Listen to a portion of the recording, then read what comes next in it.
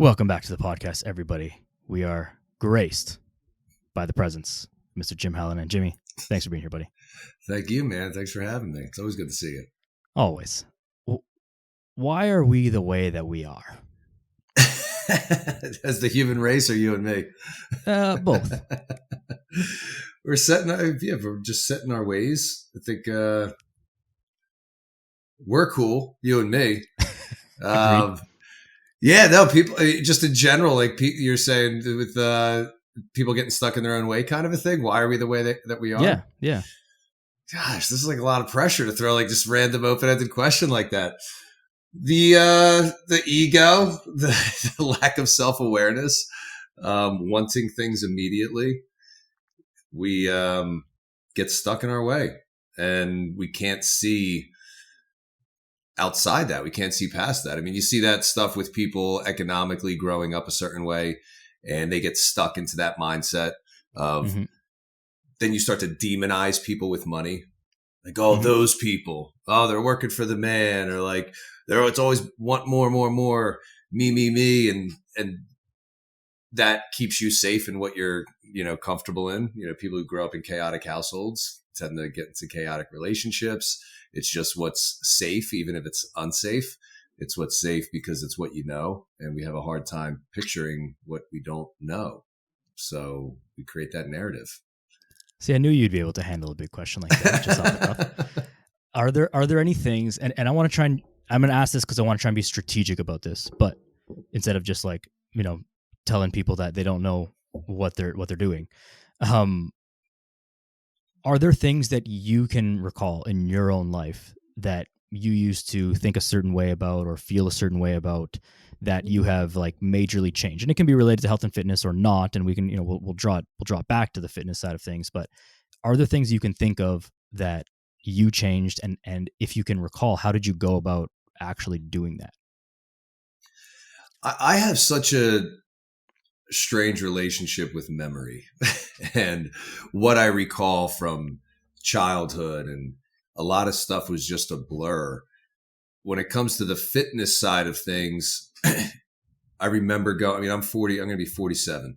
So I remember when creatine came out and all the Mark McGuire and the pre-hormone, pro-hormone, fake testosterone, andro, whatever, over-the-counter stuff.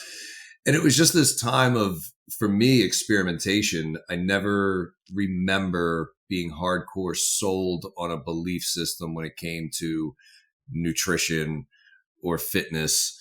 I do remember when I first became a personal trainer, and it was just common knowledge. If you want hypertrophy, you have to be in this rep range. And there was those types of things.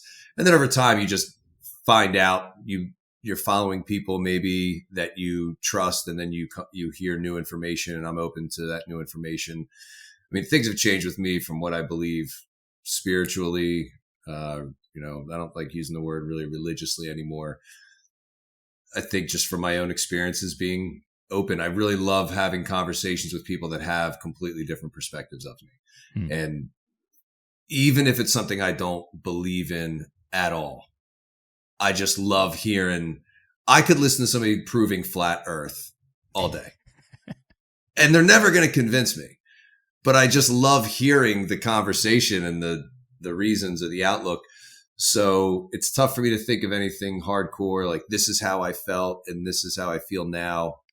But one thing that has changed, I guess I could say, is how much empowerment we as human beings have and how much we control versus things being out of our control in terms of what we want to do with our life, and just kind of trusting life, and that everything works out. And the more I've learned patience in that, it just makes navigating life so much easier. It's so much more peaceful, because even in the most chaotic of times where I in the past would try to control the narrative of it, like, okay, I got to do damage control before. And then you start to stop doing that and you realize, wow, it was just such a waste of effort. Like you're so much concerned on the outcome that you have to try to control it, that now I just let things go. So that translates to health, to fitness. If you follow me and know that I haven't been training at all, really, almost a year and a half, random workouts, but I have these staples that kept me relatively in shape, appearing, definitely getting weaker and cardio's down and all that. And then now this time around, like really getting locked in and doing things, I just have no expectation of outcome. And I just have such a strong belief in pursuing things that you want to pursue without expectation of outcome. And it's just a freeing thing, where that was more of a belief system. Like, you got to focus on the goal, focus on the goal. Right. And that's kind of gone away from me now. So a couple things there. I want to come back to like your training now and like your kind of, or lack thereof over the past year and a bit. Yeah. Basically that, like, hey, you didn't really train and you weren't like on your game, quote unquote. And you didn't, like, you're not 300 pounds and like, diabetic right now. Like, you're still good. And so we'll talk about those strategies. But going back a little bit, what it sounds like from the mindset point of view of being able to experiment with things, but not like turn your brain off almost. It's like you're open to any experience, any new information, any new type of strategy or, workout program or supplement or whatever, but you never stop thinking. You never stop like, oh, I'm just going to do this and not ever question why it is the way it is. Like, there's a great quote. I've heard it from someone who attributed it to Picasso, and I don't know if this is true or not, but irrelevant. And he said that you need to learn the rules of the game so that you know when to break them. Mm-hmm. And so I think myself and like yourself, we all learned like bodybuilding is this rep range. And it's like, okay, so we learned that conceptually like on day one. And then as you grow up a little bit, you're like, well, this is why that makes that exist. And then you learn how to manipulate that to the person's goals or to your own goals.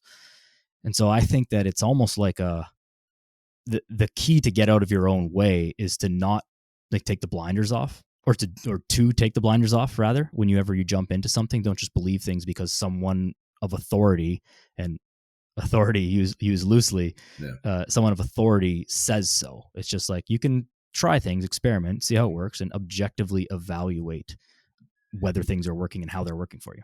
Yeah, like to be curious, to experiment, and be open to how it's going to go. Yeah. I mean, I remember going through the phase of no carbs. No carbs do this and that. So there's those like short little small belief things, but some people get so stuck in a belief that it does hinder them. Or some people, as you were saying, that they're almost too open, where they believe everything like right away. Yeah. Like, that's got to be the thing. Everybody, it's almost like they just all think they're missing that one thing.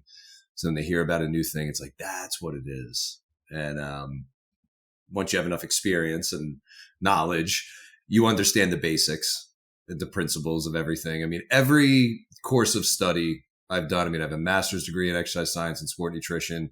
And through all of that, I'm like, oh, everything's bullshit. It's like I learned how to read studies, which is great.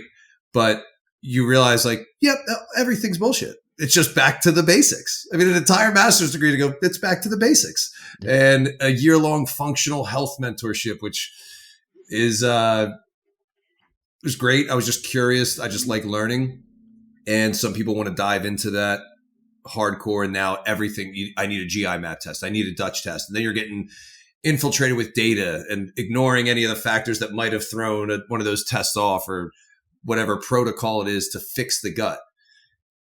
I just wanted to learn this stuff because even when you're doing all that, I had no interest in even doing all the GI maps and the Dutch tests and all that, and doing all these protocols, because at the end of the day, everything I learned from a year-long functional health mentorship was it all goes back to the basics. Yep. Reduce stress, eat more variety in real foods, increase protein, limit processed junk and sugar and all that, and your body heals itself. We don't need some crazy protocol, because even if you did the crazy protocol and it accelerated healing, if you go back to eating that way or treating yourself that way, all those symptoms, all those issues are going to come right back. It's just crazy. It all just goes back to these basic things that people like you, me, and the people in our circle talk about. Like we were talking before we came on about, it's just drowned out from the nonsense. We're just drowned out. People don't want to accept it, I guess, that it's this lifelong, like this is a way we're living.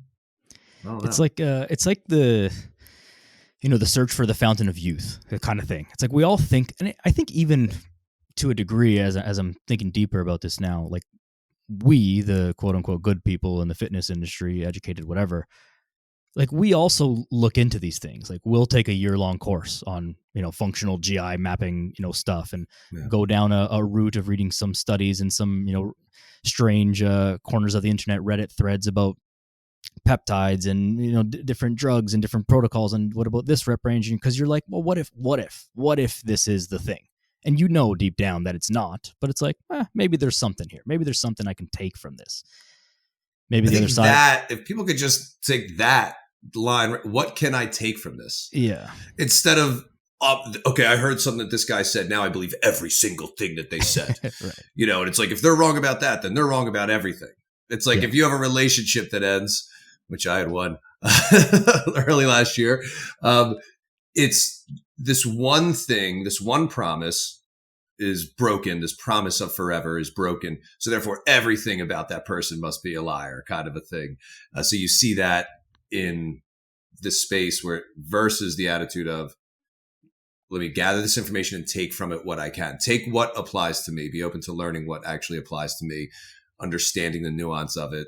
Yeah. Sorry. Yeah. The Bruce Lee quote, right, is like now I'm going to butcher it, but it's something to the effect of like, keep your mind open, take what's useful to you and discard what's not, right? And so there's going to be something to take from everything, but you can't jump in with your whole self without being open.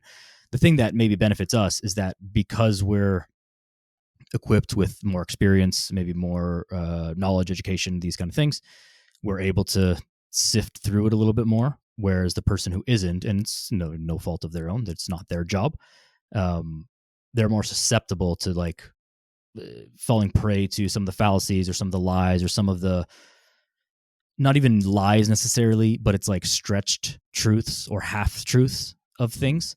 And it seems reasonable.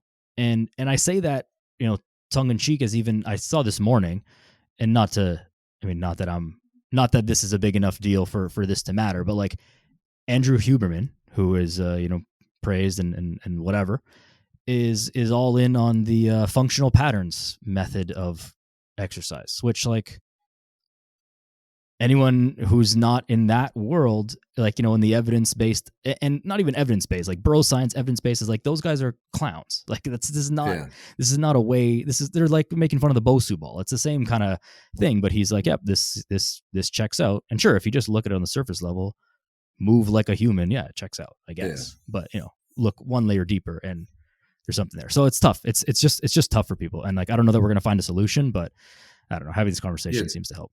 It's almost like in our DNA to just want that quick fix. Like, I think we just have to accept that's never going away. Mm-hmm. There's nothing we're going to do to make that go away. Everybody is expecting a quick fix for everything. I posted this in my stories yesterday because I got adjusted by the chiropractor 2 days ago. And then yesterday I went to get a massage. I was never a huge fan of massages. I don't want to go to Hand and Stone and have somebody just rub my body. It's like weird. And then it's like the setting and it's like the sensual. There's a different place to go to get someone to rub your body. Yeah. I'm just like, I want somebody to dig in. Yeah. I want an athlete's massage, a sports massage. And I found this woman, and I'm like, all right, I'm going to get adjusted because I just got all kinds of tightness. Mm-hmm. From the base of my head, base of my skull to my tailbone, everything's just tight. I want somebody to really work me out. So I go there, and it was great. She like cupped, and there were some spots that are freaking like black. Like there's a lot of action going on my one hip, and that was a hip that was really tight. I was feeling pain. It's wild. But after that, that's when the work is. So you get the massage to loosen up these muscles. It's not a cure-all. You feel good for a little bit, but now this opens up the ability for my body to move the way it's supposed to. So now I have to move my body that way to reinforce that. Right. The massage didn't fix anything. It created an opening. And it's the same thing with a spiritual awakening, or you have a psychedelic experience, or you go to some healing center and you scream in the woods.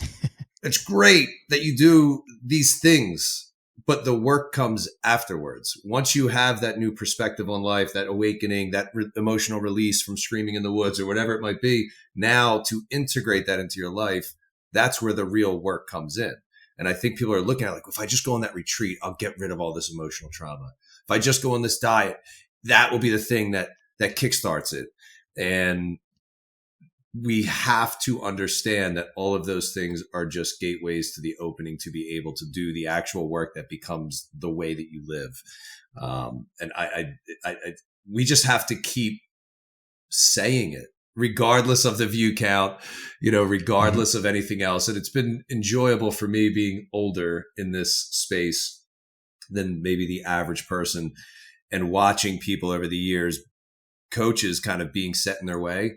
And then the messaging after doing it for a handful of years, it all is now starting to go back to like the mindset, the way that we're perceiving things, how much work needs to be done in that area to be able to better serve yourself in the health, fitness, and nutrition space.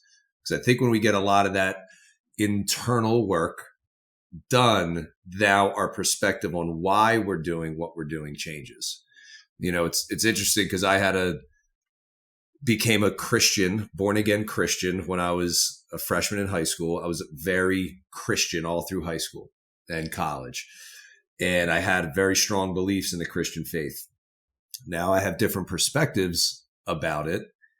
And I'm like, I want to start reading the Bible again for all the truths in humanity that are in it. Like even the phrase my body is a temple. It sounds very restrictive. Your body's a temple. You can't do that. You can't do that. Your body's a temple. It sounds all whatever. And then you're like, whatever. I'm just here living life. This is my body. Fuck it. I can treat it however I want, like a trash can. It's pretty resilient. Look at me. I'm 60 years old, 280 pounds, with a giant beer gut, and I'm still kicking and whatever. But if you start having that approach, like my body's a temple, as if you are of any kind of belief system of we're spiritual beings, and this is just our experience here on earth in this human body. Well, this is your one chance on earth in this human body with this consciousness. Why not treat that human body really well so that you can experience more of life? What the hell else are we doing here? I want to get this body so that I can sit on the couch. I want to get this body so I can get accolades from other people. To me, it's just, if I want to experience as much of life as I can, and the more fit or good I feel, the more I'm going to be able to experience. Even people going on vacation, and it comes with age. I think I don't eat the way I used to eat when I'd go on vacation or I'd go out. Like if I go to a conference or whatever it is, I eat really well when I'm away because I want to feel good on vacation. This idea of sitting around on a cruise, eating all the buffet shit and drinking all day, that you're bloated, you're taking dumps mid-afternoon. You're like, it's not comfortable. You're not experiencing life better by treating yourself that way. But it's stereotypically fun. Oh, living it up. We were partying the whole time. The food was so good, but you feel like trash the whole time.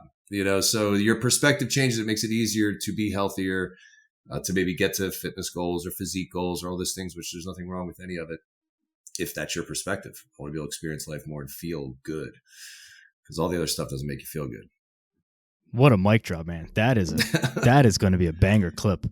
I 1000% agree with you, of course. I was unfortunate / fortunate enough that when I was 20 years old, so about 10 years ago, almost 11 years ago, I had a major knee surgery. The result of that surgery was I wasn't able to walk at all for 3 months. I couldn't put my foot on the ground. And, I've told the story in longer form here. So it sucked. I say that it was fortunate and, unfortunate, obviously, but fortunate because it gave me a taste of very early on in life what it's like to have my body not be working for me to allow me to do normal things. Like, never mind going on vacation. I couldn't even go to the bathroom by myself. I couldn't shower. I couldn't do anything. And you miss out on, I missed out on a whole summer. And when you're 20 years old, like a whole summer is like, there's a lot of stuff going on. There's a lot of fun to be had. Right. And, there's a lot of things to experience. And so I missed that. And I was like, damn, this, I was going to get over it. The surgery was going to, everything was going to heal. And so that's fine. But it's like, this could be real. Like, you could get to a point where your health gets so out of control that you can't travel, that you can't go do things that are fun, that you can't, go play basketball with your buddies, that you can't go on vacation. And then as you start realizing this for yourself, then you you know, it opens your eyes to the experiences of other people. And you go on a plane and you see the person struggling to lift their, you know, carry-on bag into the overhead compartment. And you're like, you know, this is not like an Olympic weightlifting ordeal. Like, this is a 20-pound bag. Yeah. And then you extrapolate that a little bit further into, well, what happens then when you're 60, 70, 80, 90? Like, what kind of life are you gonna be living at that point? And it's not good. And so when we get that perspective, we're like, hey, we should try and do the things that we can to enjoy this as much as we can, and, you know, preserve our body, because it almost like, it doesn't solve all the problems of the world, but it does solve a bunch of them. And then you can just kind of get that out of the way so you can do whatever else you want. And that's the way that I think about it a lot. Like, I'm dropping a lot of quotes today, but there's another Naval quote that I heard about money. And he said, you know, making money doesn't solve the problems of the world, but it does solve all your money problems. And that's like a good thing to solve. And then you can focus on other stuff. And so I think it's the same with your health. You get your health and fitness kind of under control to the degree that we can. Of course, there are disease and viruses and things, but outside of that, you get your stuff under control so that you can enjoy the rest of your life and do whatever you want to do. And if you really sat and thought about it, you know, binging on the cruise buffet, one, the food is not as good as you think it is. You know, go to Europe and have a meal anywhere and you'll be surprised. And two, it's like, it's just, you know, it's fun for one day, but like, is it fun for 2, 3, 4, 5? Like, how many times are you going to do that? Yeah. How many vacations are people like, they need a vacation from the vacation before they go back to work? Right. You know, versus a more active vacation. You know, people love to look at the photos of the people. Like, I was in Colorado 5, 6 years ago, whatever it is, Red Rocks, to go to a concert. Did a lot of hiking while I was out there. And this is like just one of the cool things of social media. Somebody was like, oh, you're outside Denver, Red Rocks, whatever. You should check out the incline, the Manitou Incline. I go, like, what's that? Like, look it up. It's awesome. It's not too far from there. I look it up, and it's this mile long, like straight up a mountain. I forget the elevation. It's like 7,000 feet, maybe elevation at the top, but it's just, you're taking steps. Do you know what the Manitou Incline is? No. Yeah. So it was an old railroad that brought people up to the top of this mountain, I guess, to get supplies or deliver supply, water, whatever it was. So it's just these big railroad ties going up the mountain. So you're just walking, taking steps. And as it's going, it's chill for a little bit. Then it gets really steep. And at a certain point, the 5 steps ahead of you, you can put your hand out and reach. It's almost like you're climbing a ladder type thing. Not that steep, obviously. And then you think the top is there and you're like, all right, I'm almost there. And it's a false top. And then it just keeps going. And people do this as their fitness regimen. Sure. They're every day they climb the incline. And I'm like, I got to do this while I'm out here. I would never know about that if it wasn't for social media. Right. So social media can be great. Mm-hmm. And I did this walk by myself, went up the Manitou Incline. And I was like, my goal is just to go up without stopping, just walk this whole thing. I mean, there's some people running up it. I mean, studs. Right. Like, this is nuts. There's a ton of people I was passing who were taking breaks. If I wasn't in any kind of shape, I wouldn't be able to experience that. Yes. And then even like the lessons I learned along the way, you know, when it comes to this, I remember posting about it when I did that, but that was years ago. But I'm like, this is the part where I want to quit. But if there was one more step to get to the top, I could easily take one more step to get to the top. If there was one more step to get to the top, I could take one more step. And I'm literally saying that to myself at a certain point. If there was one more step, I could take one more. If this was the last one, I could take it. If this was the last one, I could take it. And if we just even take that approach with our meals, with our fitness, with our days, and just thinking about that next thing, I still have the long-term goal, but I'm not focusing so much on that distracts me from the actions I have to do right now.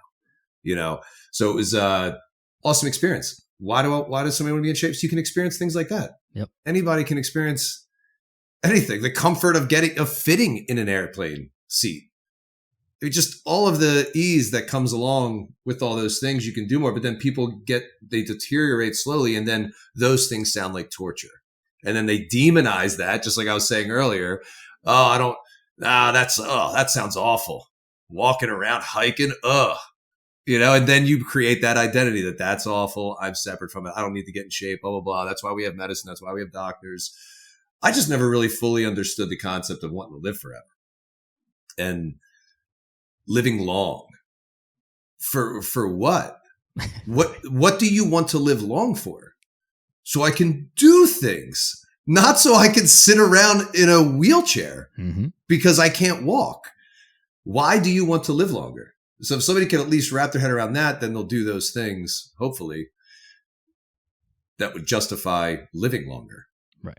Right. It's the whole like the health span versus lifespan thing. Like, what's the point of being 120 if you don't move for the last 40 years of your life? Like, what did you accomplish by doing that? You didn't experience anything. You didn't see anything great happen. It's like the Brian Johnson thing. The guy who's trying to live to 200 or whatever. It's like cool human experiments, but yeah, I mean, it's a strange. It's a whole strange scenario. But it's like if that's what if let's assume that what he's doing works. And he lives to 200. Now I don't know the guy's life, but he's not. But let's just say he does. It's like is doing all of that stuff like there is a line here, right? So we're saying to work out, be healthy, eat good food, all these things. But he's like his whole life is consumed by just trying to like be around longer, not by trying to do more stuff. Did you watch his documentary? Yes, I did. On Netflix? Yeah, weird. It was interesting. I mean, he does seem like he genuinely enjoys this process, which is crazy. He also acknowledges that he struggles having relationships with people, right? Because he's so odd. Right. So it's like, at least when I was watching, I'm like, he seems to really enjoy living this way, having his every single day based on his biofeedback or biometrics. This is what you're going to eat for today. This amount of grass juice. Yeah. But do you think that so what I saw from that is like the same thing, that it seems like he enjoys this. But if I think about it a little bit deeper as I was watching it, it almost seems like a bit of like he's drinking his own Kool-Aid. Like he's convinced himself that he likes it more than he actually does. Yeah, just probably a lot of lonely, keep himself dark going. Yeah. Nights. Yeah. It's the same as you know, when we vilify the other, all right? And it's like, oh, I don't want to do that fitness stuff. I don't want to do that. It's like he has convinced himself that is what makes him happy, and then that's what. And you know, maybe it is like, what do we know about him? But the point is, like, if you're doing all that stuff just to live forever, or if you're just gonna not do anything at all and just like, well, you know, modern medicine will kick me up and keep me alive in a hospital bed for the last 30 years of my life. What's the point? Like, you're trying to enjoy this, or you should be trying to enjoy this and get some stuff and build relationships and have experiences. Otherwise, what else are we doing here? Yeah, I think people can really get some value from just asking, like doing the 5 whys exercise. You know, like, why do you want to lose weight? And then whatever the answer is, well, why that? Why that? You know, and I think you could start to, if you can manage to, a lot of people, it's just that acceptance from the external. I think a lot of people, it's just acceptance from the external. And when that's the only goal, the only outcome, I've said this so many times, what happens when the people stop saying you look so good? Like, cool, you lost 30 pounds. Well, you look great. What are you doing? It's great. They're not going to keep saying it every day. Right. So then the motivation goes away, you know? But if it does become an internal reason, like for me, the last 5-6 weeks, I'm confused why the scale seems to barely be moving. I'm tracking everything, but I'm locked, like I'm enjoying it. I love when I'm on track with tracking my food. It is far from obsessive. I was thinking about the other day in my car, like weighing, because I ate a bunch of cherries that I brought when I went to the lake with my son. And I'm like, I guessed how many I ate. And then when I got home, I'm like, oh, maybe I'll count the pits and see how many I had. And it wasn't like this obsessive thing. It was, how close was my guess? I didn't care what the outcome was, you know, anything like that. I was just curious. So it's funny, like some behaviors somebody can look at as obsessive, but it really is your perspective on what you're doing, your intention with it. Totally forget what my point was with anything that I was just saying. I think that's such a silly rhetoric that you hear from people that like, oh, it's obsessive to be tracking your food. And of course it can become that, but the trap of social media is that like very small percentages of things get very like blown up. Like the percentage of people who have like obsessive eating disorders, let's say, from tracking their macros in the grand scheme of the population is unbelievably low. Like it's extremely low amount of people. And just because you're not consciously obsessing over something, people are obsessing over using their phones. People are obsessing over watching TV shows and just like doing things that are not productive and not even that fun per se. It's just unconscious obsession. So like, how is that How are we vilifying like, oh, well, you track your food? I could never do that. It's like, okay, well then, like, be fat then. Like, what do you want me to say? Right. Yeah. Yeah. Yeah. It's always that person who comments because they had a bad experience with it. Right. So therefore their experience is everybody's experience. Or they didn't do it. I've come across this a number of times where they think that they did it and it didn't work. And they're like, oh, well, it's wrong. And it's like, well, but you didn't actually do it correctly. I had a conversation with a friend the other day and he showed me his meal plan and that chat GPT made for him. Okay. And it said it was like 5.3 ounces of chicken, 4.7 ounces of sweet potatoes, and 2.3 ounces of this. And I was like, dude, are you doing this? And he said, yeah, I'm following it. And I said, okay, like, what does 5.7 ounces of chicken look like? He's like, I know, it's like a piece of chicken. I'm like, but you're not following it then. Like, he wasn't like weighing the stuff. He wasn't weighing it. And I'm like, first of all, there's no way he's not like a fitness guy. Which, funnily, he's actually an accountant, so he should be like dialed with the numbers, but not. And I don't think he'll be listening to this, but if he is, you know who you are. Yeah.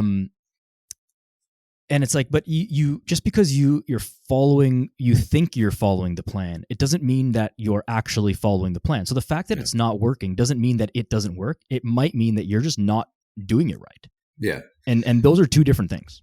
Yeah. Yeah. And again, it depended with that's what I was saying, that I'm not necessarily seeing the result that I would expect from tracking all this stuff like maybe that guy was. But it goes back to, why am I doing what I'm doing? I want to feel better, this and that. So it just makes it easier to continue living a certain way when you recognize what that goal is. But yeah, there's a lot of people, they're not following it or they're quitting too early. Mm-hmm. It's like, I was a couple weeks.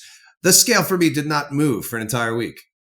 Do I just stop? It's not working? No, I'm working it. It's working. I'm just not seeing this result that I expected. Unmet expectations are the greatest killer of success, of motivation, of drive, or anything like that.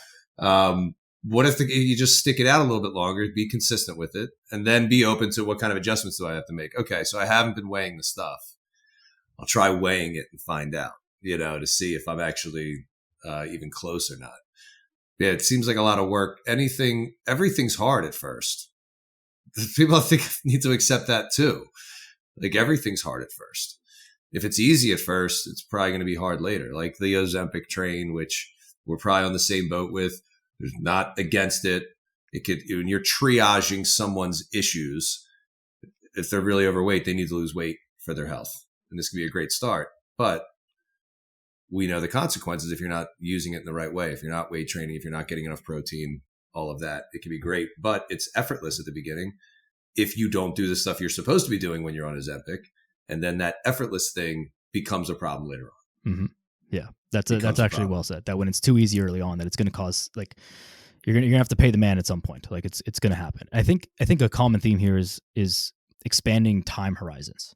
Right? We want everything really fast, but if you can think about how long you're going to have to do this for, which is the rest of your life, and you can get out of like I'm going to follow this for 3 months or 6 months or 6 weeks, and like, oh, this is for the rest of my life. I don't have to do this exact protocol for the rest of my life, but I have to do something for the rest of my life.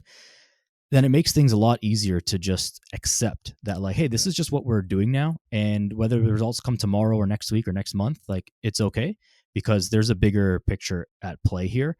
And once people can wrap their head around like this is just what I do now, this is just my life, then that's when things really change. Which is, I think, people really struggle with, and understandably so. Of course. At the beginning, because it's hard, and you're going, I got to do this forever. It's like, yeah, but it's not going to be hard forever. Mm-hmm. Everything that you learned, is no kid playing golf, a kid playing baseball, a kid walking, anything, learning how to drive. I mean, if you go to that first day you learned how to drive, obviously I was natural. I just had no problems whatsoever. But you got the first day, the first time you're learning stick shift, any of those things. Oh, I got to do this forever. Yeah, but you're not going to be thinking in the future. You're not thinking foot on clutch, release gas, change gear, seesaw back to the gas pedal. It becomes brainless, So if you are having that approach of understanding, yes, this is lifelong, but it's going to become brainless and effortless and easy. And again, if we're looking internal to what is my intention, what is my goal? My goal is for this to be easy. My goal is for this to be sustainable versus I just need to lose weight and now it's panic. I have to stress to keep it off.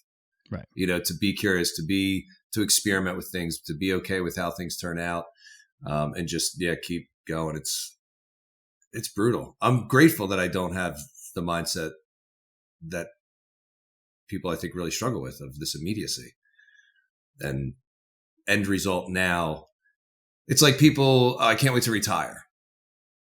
I just want to retire so I can do nothing. And it's the same thing with, I can't wait for this diet to be over so I don't have to do it anymore. Yeah. It's like, no, you still have to live life after you retire. Great. You don't have to go into that job. But if you do nothing, that to me sounds like an awful retirement. Mm-hmm. You're like, I'll always be doing find something, get that job so that you can just quit when you don't like something. Like that sounds awesome. Like, go get different jobs. You still have to do something. But I think people are looking at dieting like retirement.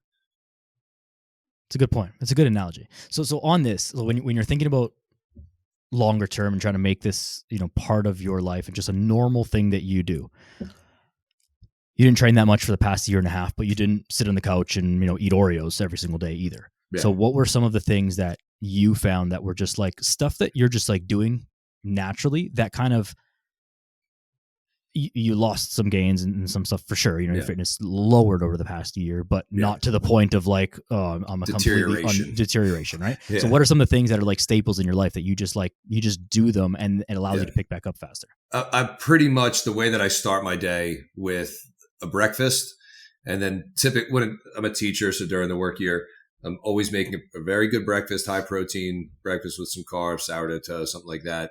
And then making a very hearty protein shake that I'm drinking over the next couple hours at work. So just me starting my day that way has always been a staple. Then later in the day, I always did prioritize, making a steak, I'm making some chicken, like having those things. But I would just eat like an asshole late at night. I was drinking more alcohol. Those were the things that I had less motivation the next day. I was tired, digestive system's a little bit tore up. And I heard I saw the Steve-O clip, Steve-O from Jackass. And he's like, I'm icon of health, if I may. What's that? Him? Icon of health. Yeah. It was great. He goes, I'm lucky that my alcohol problem got so bad that I had to do something about it. Too many people are consuming alcohol just to that point where it's not really affecting their lives negatively from what they see. It just kind of numbs them and dulls life. And they just go through life that way. So I'm so thankful that my alcohol problem got so bad that I had to do something about it. And I thought that was great. And it kind of opened my, like, that's what I've been doing the last year, going through a divorce and changing, working in one area to another area, taking over a driving school that I run again, which I've been hands off with for years. Like, every aspect of my life has changed. And it was a numbing thing. It was a coping thing. But I always go back to being thankful, at least, that I had those staples that allowed me to not become a total disaster. The last time I weighed what I weigh now, I looked very different than I look this time around. Even things like, people think testosterone is going to be all the men, testosterone is going to fix your problems. I was on it. I got off of it last year because my lifestyle didn't support taking testosterone. Mm-hmm. Taking testosterone, for me, it was the mood, motivation, drive thing. I was having mood swings that were happening more frequently throughout the year. Not a ton that it was a major issue, but it was like, all right, maybe this is part of it. And if you're drinking alcohol and eating like shit, not lifting, testosterone's not doing, right. You're going to cause more problems for yourself. Right. So all these people out there that think, if a guy, I want to get on testosterone, that'll help me start working out again. No, it's not. It's not a cheat code for really anything when it comes to a shitty lifestyle. It's probably going to make things worse. So I don't know what the rant there was, but it's the quick fix thing. It's the lifestyle stuff. It's having staples. I still worked out every now and then. I'd go out to the garage just to do something to feel a little bit better, But yeah, to answer your question, those are my staples that maybe not completely become a disaster. I think this is a a big difference, and something I said before, between like fitness people and not necessarily trainers, but just like people who identify themselves as like, I'm a fit person, and like, and those who don't, is that we all slip and we all go through the things in life that cause us to be off our game to varying degrees, but we tend to slip less. Yes. Right. Yeah. So it might even be a year, it might be 2 years, but it's not like you didn't just drink and just eat shit and not work out and never have protein, and you didn't do everything bad to the maximum degree Yeah. all for like 5 years in a row. There's a bit of like there's a safety net of, okay, I still exercise, because you realize, like, you know that it makes you feel good, and so you might put it off for a couple of days. You're like, yeah, if I probably want to feel good, maybe I'll just go in the garage and do some push-ups, like at least, and like that'll make me feel a little better. And then you're like, oh yeah, okay, we can get back into it this way. But another thing here is that, because there are going to be seasons of life, and for various reasons why you may be on or off your game, this is why I'm also such a big proponent of, like, when things line up for you, or when you can make them line up rather, you should try a little harder at the fitness thing, because something is going to happen that's going to knock you off, and you want to you want to give yourself as big of a buffer as you can, right? So if you hadn't been training the past 10 years and then had whatever happened last year, like, you'd be in a very different place right now physically. Oh, absolutely. Absolutely. I mean, those staples, those foundations nutritionally helped me out, knowing that, because if you're somebody who goes for walks, you know that how you feel after a walk. If you're lifting, you know how you feel. You always have that kind of in the back of your head. Like you just said, you go out and do those things that make you feel a certain way. I was just talking to my son the other day, because he's having a lot of body insecurity issues. He's 12, and I hate that he's struggling with it, but it's teaching me a lot, because I've struggled with those same things, especially as an adult and a coach. I think other people might expect my body to look a certain way, and then I'm insecure about it. The times that I was looking good, I'd feel like a douchebag. Like, are they thinking I'm a douchebag? Like tattoos and I'm like fit. Like you're always so concerned with the external. And so seeing him struggling with it, it's really opening my eyes to how I've done it too much to myself. And I'm telling him, don't worry about what these people think, or this, whatever. And then we were talking about what it takes to build a base, to get into shape and all that, and the work that you put in. He goes, I know. I go, you don't know. You don't know until you go through the process. Yeah. It's about who you become in this process. Cause he's like, I wish there was like one day I'd have to do all this stuff. And like, my body would be a certain way, that quick fix mindset. And I go, no, you don't. I go, it's who you become, blah, blah, blah. He's like, I know. I go, you don't know. That's what you want to get out of this fitness and working out and whatever. You're going to look back, your insecurities with your body now, and this is going to potentially be the best thing that ever happened to you, like your injury. I know when I had my back surgery, it was like, all right, this is teaching me that I got to really pay attention to have a strong core and be in shape. I wasn't in the best shape when I had back surgery.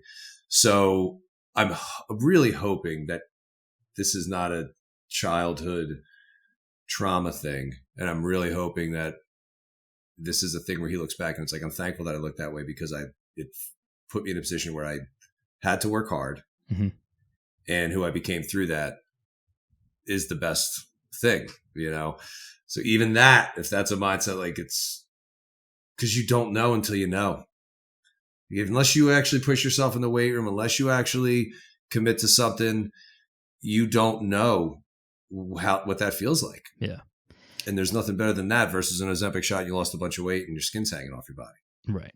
That's why I think that people like us are so, like, adamant about, like, getting in shape and getting lean and having some muscles. Like, that's cool, but like that's not the coolest part of this. And we can say that till we're blue in the face, but to your point, like, no one will understand what it feels like inside, like in your soul, until you go through it, because that's the most important part of this transformation. So even if there was a pill that, better than Ozempic, that, made you lean and jacked, and, you're all of a sudden you're 6'2", 225, 9% body fat, that would be cool, but it wouldn't be as powerful, like, of a transformation, as actually just going through the journey and doing the thing and putting the work in, and realizing that your efforts are almost entirely directly rewarded.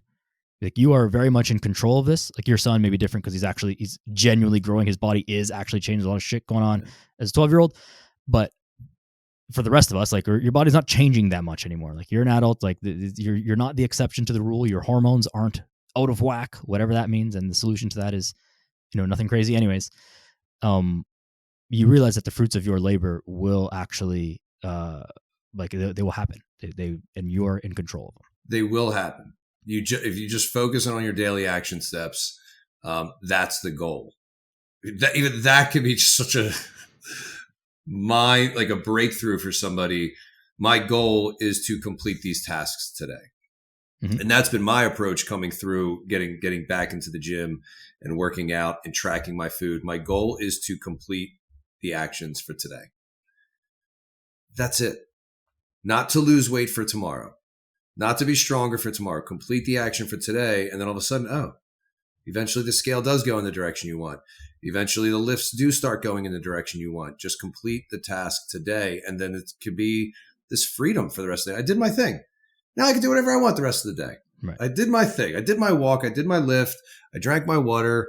And there's a freedom that comes with that people don't really understand either until you get it. I mean, people are just living in that, like the Steve-O conversation. They're living captive to their decisions and they're not free. This word feels overused, but there is also an empowerment that comes from like keeping the promises that you make to yourself. You mm-hmm. said you're going to do 5 things. You're going to go to the gym. You're going to get this many steps, drink water, whatever the things were. And you did them and you're like, yeah, okay. Like I actually did the things. Because how many things do we say that we're going to do? Even like mundane stuff. Oh, I'm going to go and, clean the garage out. And you just didn't do it.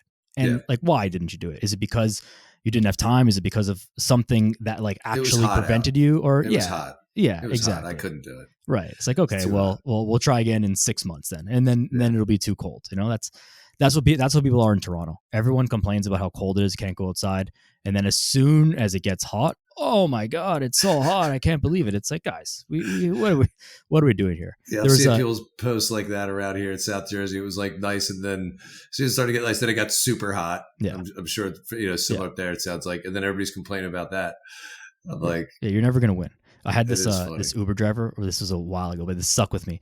And I don't remember where he was from, immigrated to Canada from somewhere, and asked him, what he thinks about Toronto. And he's like, Canada is like the Goldilocks country. I was like, what is that's a weird one. What does that mean? And he goes, everyone, it's never enough. It's always too much, too little. It's never just right. I was like, you know what? That's actually a very accurate assessment. We always complain. We're never just okay with the way that things are. We're always trying to complain. And it's weather, but like this idea of this, like it's too much or it's too little. It permeates everything else. And I think in fitness as well, it's always just like, we're never okay with where we are.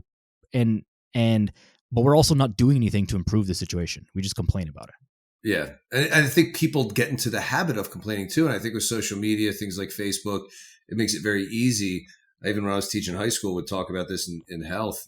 You're conditioning yourself to complain because then you're getting all this praise from other people. So somebody gets on Facebook, this happened. Or, I really need to get in shit. Or whatever they get on and complain about. And somebody's like, oh my God, that's so awful. I'm here for you. No, you don't. You're beautiful. You're fine. And like they get all this attention. And now it's, let me complain about something again without even realizing it. And then you fall into the victim mindset. It just perpetuates. You're now finding things because what you are looking for, you will find. Yep. No doubt about it. So if you're looking for the wins of the day, you're going to find them. If you're looking for the positive things in life, you're going to find them. And it's crazy because how everything external can look different when things change internally. For example, the last year, and I apologize to my son for this, I apologize for how I've been complaining about my body. I'm like, oh God, I'm fat. Now he's looking at me going, he thinks he's fat. What does dad think I look like? I've made it worse for him. No doubt about it by saying that stuff. So we had this conversation again recently about the body image. I go, I'm looking at myself that way because I've been treating myself horribly. That's why I'm looking at myself that way, because I haven't been treating myself well. As I've been treating myself better, I'm looking at myself a different way. You could drive down the street of the town you live on, the main road, and you can notice all the buildings or businesses that are closed. Oh, this piece of shit road. Everything's closed. This is awful. Oh, look at that dirt over there. Or you can notice the places that are open, the new thing, you can notice that. And now nothing changed on the road, but it looks different to me than it does to somebody right next to me. Nothing changed with your body, but you're seeing what it's capable of versus just the fat that's over top of the muscle. So everything can change when stuff starts to change inside, and you just truly believe and focus on the wins, like truly, not just saying it. People, you got to look at the positive side. Da-da-da-da. It doesn't have to be all bright, sunshiny. Everything's fantastic, but okay, this really horrible thing is happening. What can I learn about myself from this? Yeah.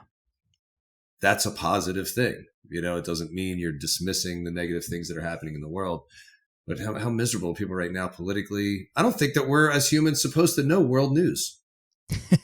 Yeah. Like, why the hell do I need to know what's going on overseas? It's your duty as a human being to care, but I can't do anything. Right. I mean, the stress, people are worried about their goddamn cholesterol, not realizing stress is a bigger killer than cholesterol. Even that, like half the people who have a heart attack have high cholesterol, half don't. Stop worrying about your cholesterol and getting on a med. Worry about your freaking stress. Yeah. Learn how to breathe. Learn how to take your feet off like me and Daniel and walk in grass. That's right. Even in the snow, there's too much stress. Feeling into, I don't know. The news and social media is for sure a huge part of it. Like we just know too many things, and it's like, to your point, it's like, what can you do about it other than feel bad about that? You see some, not to paint a terrible image, you see some kids get blown up and kids that are, starving, and it's horrible and it's terrible and it's heartbreaking. But like, what am I going to do about it? And so that's a very like unemotional way of looking at it. But it's only going to be a negative for you to like continue to consume this information and this content.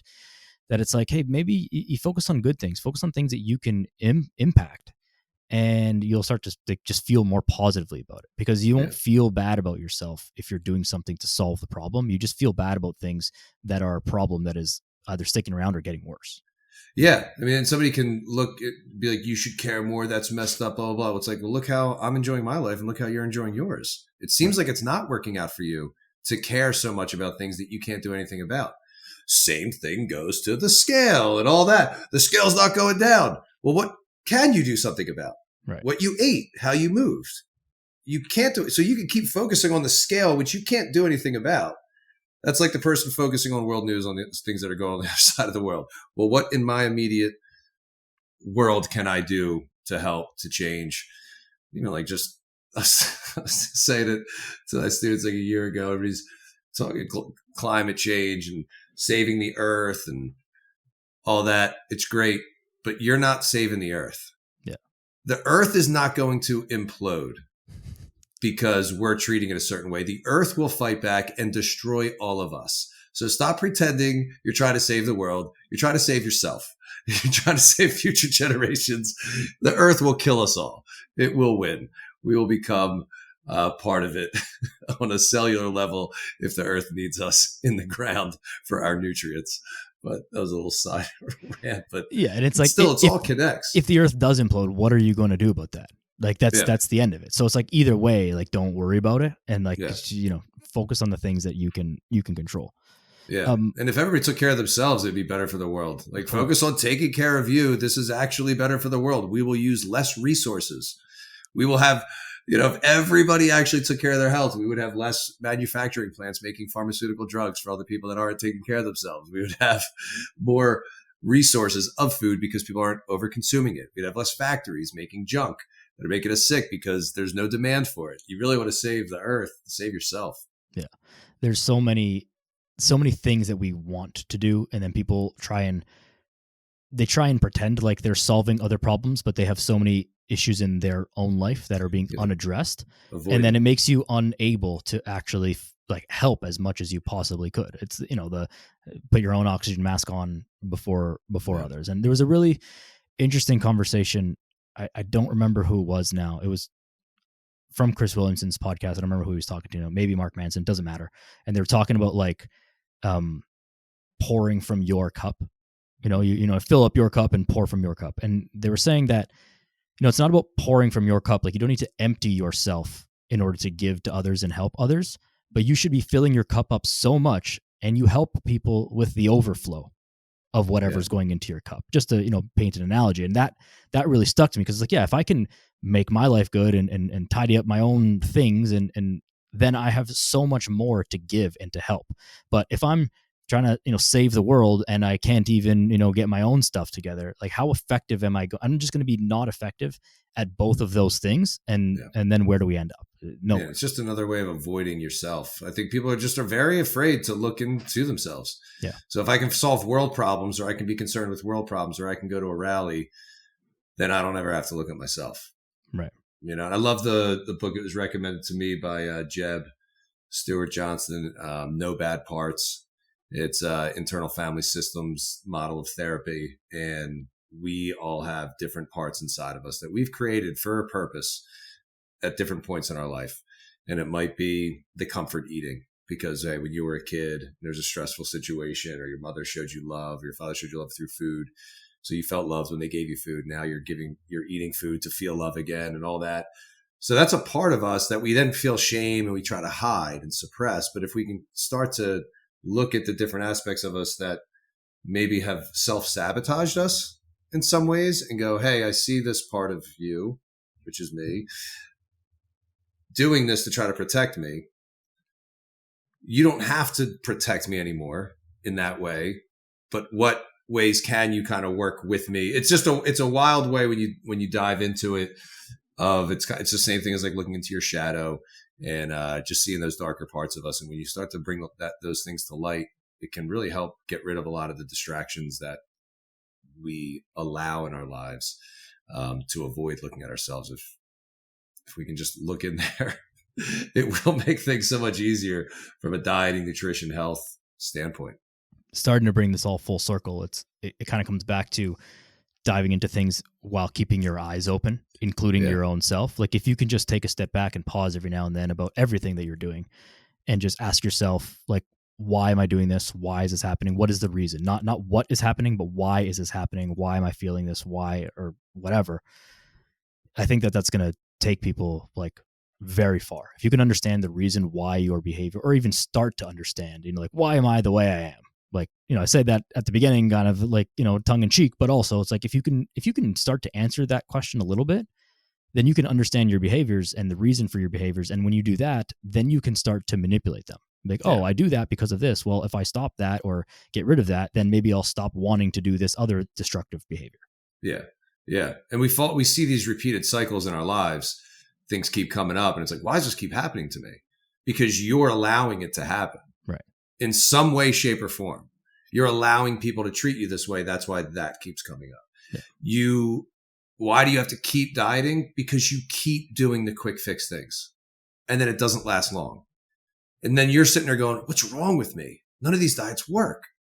Yeah, because they're bullshit. It's not you. You're not listening to what we're talking about, which is actually making real significant change. And who do you want to be? Like, how are you picturing yourself being? Do you just want to be shredded and eating pizza and drinking alcohol? Like, what image do you have of your future self that you actually want to be? Do you want to be that person? I wish I could just eat healthier. Okay, do you want to be that person? Then start doing that. And then it's not, I got to do this forever. No, yeah, you have to do it forever, but you're not doing it in this high effort way forever. You have to picture what you want your future self to be, and then embody that, align with that, and make the decisions that embody that and align with it. And then it becomes so much, again, like saying the same thing, it just becomes so much easier and so much nicer. Who do you want to be? And then align your actions with that. At a certain point, it becomes very simple. You're going to have to do something for forever. So you might as well, do things that are good for you. Right. Yeah. One thing that I wanted to kind of come back to quickly before we close off here, just you mentioned your son and some of the kids that you teach and stuff. Is there anything different that you notice that the teenage boys are talking about when it comes to like their body image, or the way that they discuss these things, or health and fitness, that are different from you at that age, or that you can tell? Social media for sure plays a gigantic role, but are there different discussions, or how is it different from when you grew up? Now people just don't talk. High school kids don't talk. I switched and I'm teaching elementary school now because the high school kids are just so miserable teaching seniors. typically the guys are struggling with being skinny or fat. You know, we're seeing a little change where guys are lifting again, and it's great to see. But a lot of guys have that insecurity of being super skinny, and they're like, they want to get big quick. It's like, take your time, man.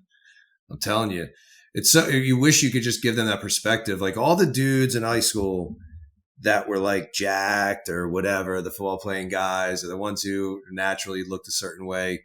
I see them now and they look rough. It's like, don't worry about peaking right now in high school. Take your time, be patient, build a base. Do not rush this. In 10 years, you're going to be thanking yourself versus the people that maybe it just came easy to them and then they fell off. If high school is the best 4 years of your life, that's a rough life. I always hated that when teachers would say, this is the best 4 years of your life. I'm like, what a horrible message to tell these kids. You know, I'm never looking back on high school and be like, those were the days. You know, I just don't have these super fond memories of it. So yeah, but I mean, I don't know if it's different than when I was younger. I don't remember in high school years having body image issues. When I was a little bit younger, I did. But yeah, it's either too skinny or too fat. You feel bad. The kids tugging on their shirts who are overweight. Yeah.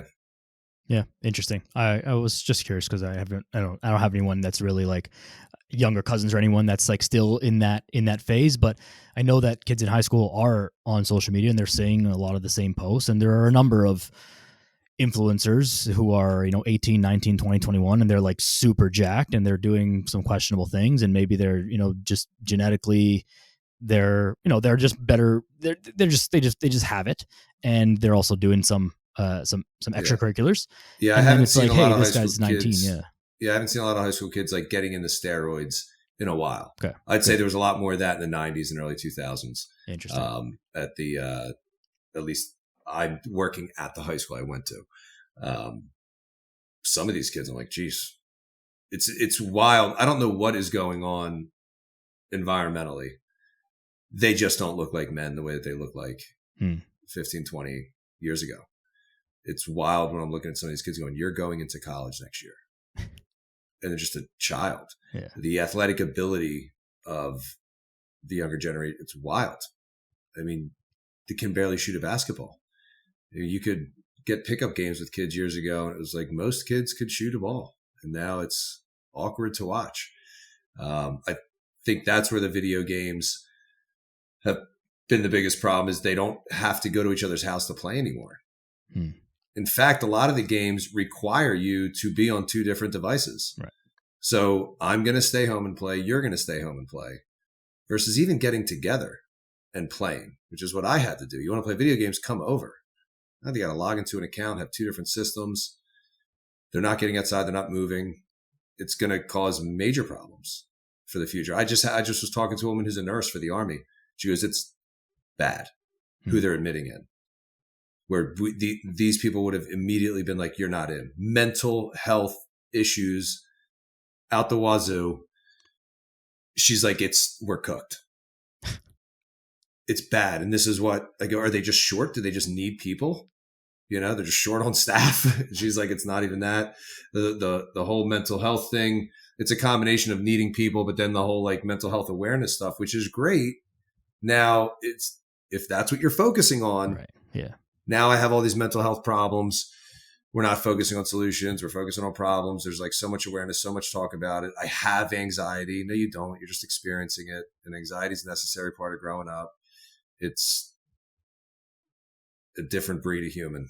Yeah. Now, if you give every single symptom a diagnosis, like you're gonna find it. It's like if you ever have anything, you Google, I'm experiencing, you have a runny nose, have a fever, and Google gives you like, oh, you get to the hospital now, you're about to die. It's like, you have either a cold or AIDS. Yeah, yeah, exactly.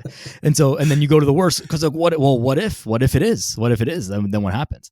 And some things you just gotta sit in it and get through it and learn something from it. Yeah, I definitely have my concerns about it. But at the same time, not my problem. Yeah. It's like if you're taking care of yourself, you're not going to have to rely on other people.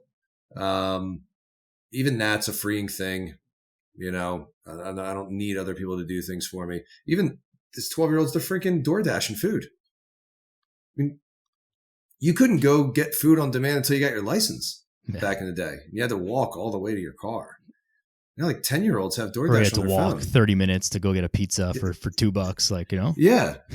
And I mean, the fact they have access to all this stuff is mind blowing. So my only job, my only responsibility, my only role is to try to teach my son about it so that he doesn't fall into the same traps. Yeah. He's the only one of his friends that doesn't have a phone. He's going into 7th grade. It's odd for anybody that age to not have one. And he's like, God, they just get like food ordered, like on demand. And I'm like, yeah. He's like, it's crazy because he doesn't have it. So I hope he always thinks it's crazy. Yeah. We'll see. I'll find out later if I did okay or not. I remember my brother saying, so my youngest brother is 8 years younger than me. And so like when I was in high school, pretty much everyone had a cell phone, but there wasn't like, wasn't really smartphones weren't really, people had Blackberries, right? So it wasn't Instagram and, you know, social media and stuff on your phone.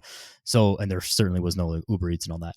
And, you know, so even to go out for lunch, there was like a pizza shop, like within walking distance of our school that you could get there and back during the lunch period. And so we'd go there and that would be a thing. But then I remember my brother talking about, he's like, yeah, everyone at school, when he was in high school, he's like, people like Uber Eats like McDonald's and stuff for lunch because like it's not close enough to their school to that you couldn't walk there. So they're just like getting McDonald's and Wendy's and Burger King and like and all junk stuff. And I'm like, that's like, first of all, how are they paying for this? Like, I guess their parents must be giving them their credit cards to be. There's a credit card on the account. And the parents must be doing it. Yeah, which is how many fights sad. Are these people having? Yeah. I don't know. I don't understand it. It's frightening to think about what kind of situation or condition they're going to be in 10, 15, 20 years. Yeah. I mean, when we had Dr. Mike Israetel on, he was talking about now he's like, there's going to be a supplement, injection, something in the future where you will be able to grow muscle without lifting. Yeah. Whatever it blocks when you're training, it blocks myo, whatever. I saw he did a whole video about that. It seemed very interesting. So if they can inhibit that, it'll cause the muscle to grow. Like, again, go for it. Take an injection to grow muscle, take an injection to lose fat, manufacture this body. It's not going to take away any of the insecurities that you have. You're going to walk, if it doesn't, you're going to walk around masking as a douchebag because you look a certain way. But it's not going to change anything. It's who you become through the process of discipline and hard work. Who do you become? Because then you can go a long stretch. Like I went a long stretch and I justified a lot of it. And I was in a great place mentally. I wasn't like in this depressed state. I was in a good place mentally. And that was my hey, I'm working on these things. I was learning a lot about myself. It wasn't all bad. But it's like I knew I could never stay this way forever. Right. So it was almost, that gave me permission to kind of go a little too long. I was like, all right, there's like 3 times like, all right, I'm starting. I tracked for like 2 weeks. I'm like, I'm done. You know, it just didn't stick. But this time around, it's like I'm hiring a coach because I know myself enough. Like I know that I'm ready. I know that I have no excuses and I'm continuing to allow the minorest of excuses in the way. I'm hiring a coach. I know that I need the accountability and I'm fully prepared to do it. And I'm going to start slow and I have no expectation of outcome. I mean, the first workout where there's Bulgarian split squats, I'm like, this is body weight. I'm not holding even a 10-pound dumbbell doing this, you know? So that base allowed me to go that long. That base allowed me to know I'm not going to stay here forever, which maybe caused me to go a little too long.